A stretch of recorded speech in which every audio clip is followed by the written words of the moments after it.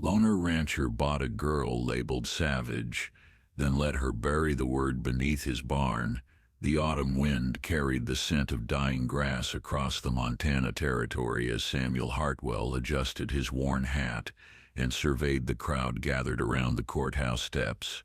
It was 1887, and the weekly auctions drew people from 3 counties over, some looking for livestock, others for farm equipment, and a few seeking something else entirely. Samuel had come for a plow horse, nothing more. At 42, he'd grown accustomed to solitude on his sprawling ranch, 15 miles from the nearest neighbor. The death of his wife Margaret 3 years prior had left him hollow, content to speak only to his cattle and the wind that whistled through the gaps in his barn walls. But as the auctioneer's voice boomed across the crowd, Samuel's attention was drawn to a figure near the platform, a young woman, perhaps 17, standing with her chin raised despite the rope around her wrists. Her clothes were little more than rags, but her dark eyes burned with a defiance that seemed to challenge every person in the crowd. "Next up, we have this Cherokee girl," the auctioneer announced, his voice carrying the casual cruelty of a man who'd done this countless times before. "Rescued from a raid up north. Papers say she's half wild, but she's strong enough for field work or house duties. We'll start the bidding at $20. The word Savage rippled through the crowd like poison, whispered with the kind of satisfaction that made Samuel's stomach turn. He watched as men stepped forward, their eyes calculating, their intentions clear in the way they looked her over like livestock. 25, called out Dutch Morrison, a man whose reputation with his workers was known throughout the territory.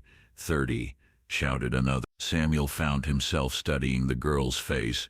Beneath the dirt and exhaustion, he saw something that reminded him of Margaret, not in appearance, but in the stubborn set of her jaw, the refusal to be broken even when everything seemed lost. Margaret had worn that same expression when she'd insisted on following him west, despite her family's protests. $40, Dutch's voice cut through Samuel's thoughts. The girl's eyes swept the crowd, and for a moment they met Samuel. He saw no plea for help, no desperate hope, just a resigned understanding of what her fate would likely be. It was that resignation that decided him. $100, Samuel's voice rang out clear and strong. The crowd turned to stare at the tall, weathered rancher who rarely spoke to anyone in town. Dutch Morrison's face reddened, but he didn't counter. $100 was more than most men made in 3 months. "Sold to Samuel Hartwell," the auctioneer declared. As Samuel approached the platform to complete the transaction, the girl watched him with wary eyes. Up close he could see the bruises on her arms, the way she favored her left leg. Her hair, black as a raven's wing, had been roughly shorn, probably to remove lice or simply to dehumanize her further. "What's your name?" Samuel asked quietly as the deputy removed her bonds. She said nothing, her lips pressed into a thin line. "Papers say she don't speak English," the deputy offered, "or she's too stubborn to try, goes by Red Bird or some such Indian name." Samuel ignored the man's crude assessment. "My name is Samuel Hartwell. You'll be coming to my ranch." Still, she said nothing, but he caught a flicker of something in her eyes, perhaps surprised that he'd spoken directly to her rather than about her. The ride to his ranch took 3 hours, and Samuel made no attempt at conversation. He could feel the girl's tension, the way she held herself ready to run despite having nowhere to go in the vast emptiness of the Montana plain. When they finally reached his property, she took in the modest house, the well-maintained barn, and the pastures dotted with cattle with the sharp assessment of someone who'd learned to read danger in every new environment. "You hungry?" Samuel asked as he helped her down from the wagon. She nodded slightly, the first acknowledgement she'd given him. The kitchen still held traces of Margaret's presence, the blue curtains she'd sewn, the herb garden visible through the window that she'd tended with such care. Samuel felt the familiar pang of loss as he prepared a simple meal of beans and salt pork, acutely aware of the girl watching his every movement. He set a plate before her and took a seat across the table.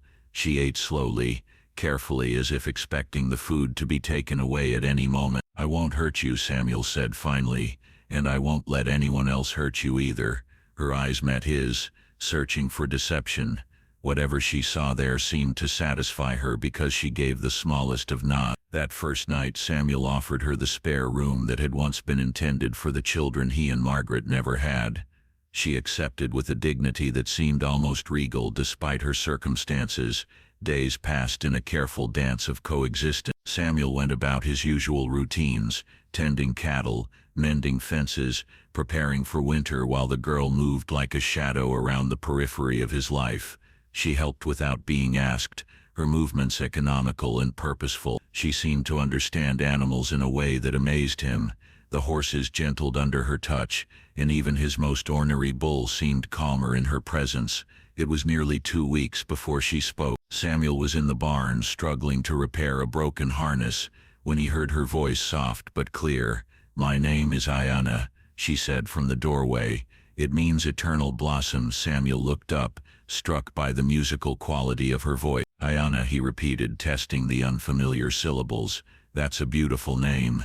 The white men could not say it. They called me Redbird because of a feather I wore in my hair. Her English was accented but precise, each word carefully chosen. But even that was too much for them, so I became just Savage. The word hung in the air between them like a physical thing. Samuel set down his tools and faced her fully. "You're not Savage," he said. "You're Ayana, and anyone who can't see that is a fool." Something shifted in her expression, a wall coming down perhaps, or a door opening just a crack. From that day forward, their conversations grew longer and more frequent. Ayana told him about her life before, how she'd been raised by her grandmother after her parents died of smallpox, how they'd lived peacefully until the soldiers came. She spoke of the forced march to the reservation, the separation from her grandmother, the months of being passed from one place to another until she'd ended up on that courthouse platform. Samuel in turn shared stories of Margaret, of the dreams they'd had for this land, of the loneliness that had nearly consumed him after her death. "Why did you buy me?" Ayana asked one evening as they sat on the porch, watching the sunset paint the mountains purple and gold. Samuel considered the question carefully. "I saw something in your eyes," he said finally. "The same thing I saw in my wife's eyes, strength that couldn't be broken, no matter what the world threw at you. I couldn't stand by and watch that light be extinguished." Winter arrived early that year, with blizzards that lasted for days and temperatures that froze the breath in your lungs. Samuel and Ayana worked together to keep the cattle alive, digging them out of snowdrifts and hauling hay through knee-deep snow. Her knowledge of the land and weather patterns often proved better than his own, and he began to rely on her judgment in ways that surprised them both. It was during a particularly brutal storm in January that everything changed. Samuel had gone out to check on the cattle in the furthest pasture when his horse stumbled in a hidden gully, throwing him hard against a rocky outcrop. The world went dark, and when he came to, snow was falling heavily, and his left leg was twisted at an unnatural angle. He might have died there if not for Ayana. Despite the howling wind and near-zero visibility, she came looking for him when he failed to return by nightfall. She found him half buried in snow, delirious with cold and pain. Getting him back to the house was a feat that required all her strength and ingenuity. She fashioned a crude travois from fence posts and rope, then somehow managed to load his considerable weight onto it and drag him through the storm. By the time they reached the house, they were both near collapse. For 3 days, Samuel drifted in and out of consciousness while Ayana tended to him.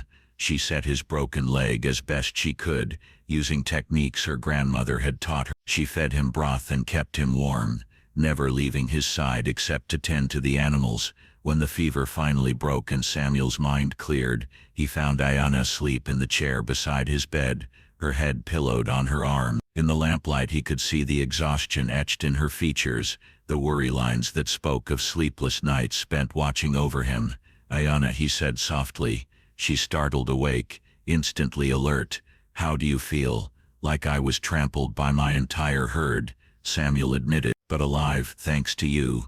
She smiled then, the first real smile he'd seen from her, and it transformed her entire face. "We are even now. You saved me from Dutch Morrison. I saved you from freezing to death." "I don't think it works that way," Samuel said. "I think you saved me from much more than freezing." Spring came late that year, but when it finally arrived, it brought with it a sense of renewal that extended far beyond the thawing earth. Samuel's leg had healed well enough, though it would always be stiff in cold weather. More importantly, the walls between him and Ayanna had crumbled entirely. They worked together as partners now, planning improvements to the ranch, discussing which cattle to breed, and when to plant the kitchen garden. Ayanna had taken over Margaret's herb garden, bringing to it knowledge of plants that could heal and nourish in ways Samuel had never imagined.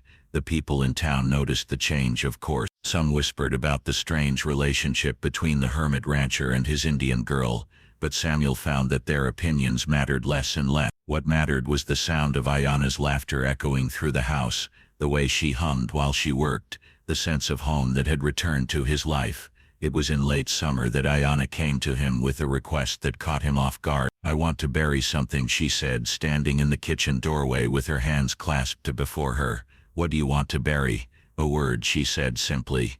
"The word they used to define me. I want to put it in the ground where it can never hurt anyone again." Samuel studied her face, seeing the resolution there. "Where do you want to do this?" "Beneath your barn," she said, "where something good can grow over it." That evening, as the sun set behind the mountains, they stood together beside the barn with a shovel and a small wooden box that Ayanna had carved from a piece of pine.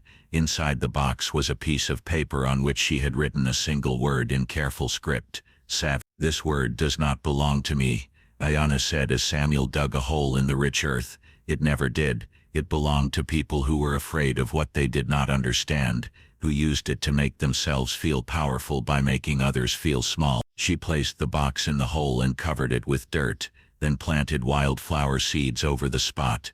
"Now let something beautiful grow here instead," she said. As autumn approached again, Samuel found himself thinking about the future in ways he hadn't since Margaret's death. The ranch was prospering under their joint care, but more than that, he felt alive again, truly alive, not just existing.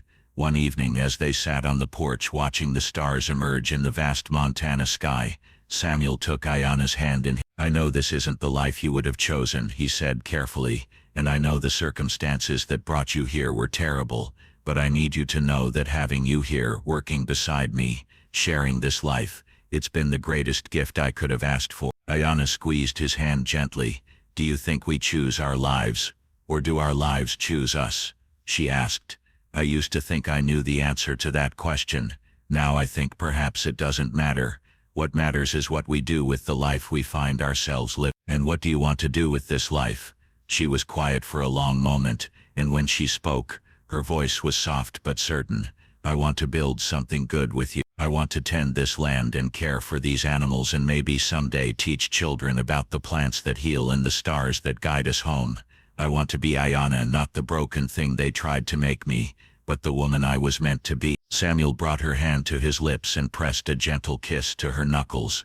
"Then that's what we'll do." The next spring, when the wildflowers bloomed over the spot where they had buried that terrible word, Samuel and Ayanna were married in a simple ceremony attended only by the minister from town and the two neighboring ranchers who had become friends. Ayanna wore a dress she had sewn herself from blue fabric that matched the color of the mountain lupine, and in her hair she wore a feather, not the red one that had given her the name she'd been forced to carry, but a white eagle feather that symbolized new beginning. Years passed and the ranch grew and prospered. Samuel and Ayanna raised cattle and horses and eventually 3 children who learned to speak both English and Cherokee, who understood the old ways of reading the land and sky as well as the new ways of working with steel and steam. The spot beneath the barn where they had buried that word became a garden of extraordinary beauty, filled with wildflowers that bloomed from early spring until the first hard frost. Children from neighboring ranches would come to play there, never knowing that beneath their feet lay the grave of a word that had once held such power to her. Samuel lived to be 78,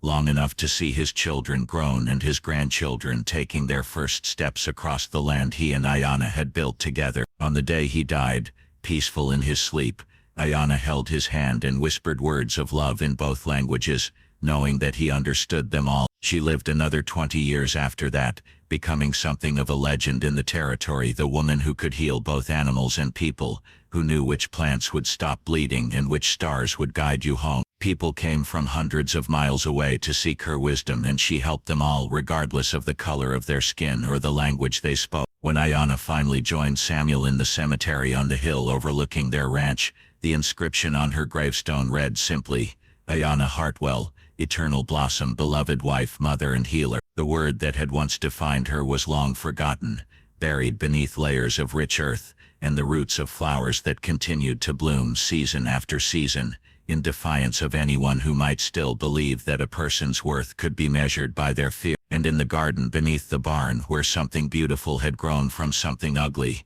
the wildflowers continued to dance in the Montana wind, a living testament to the truth that love can transform even the cruelest labels into seeds of hope.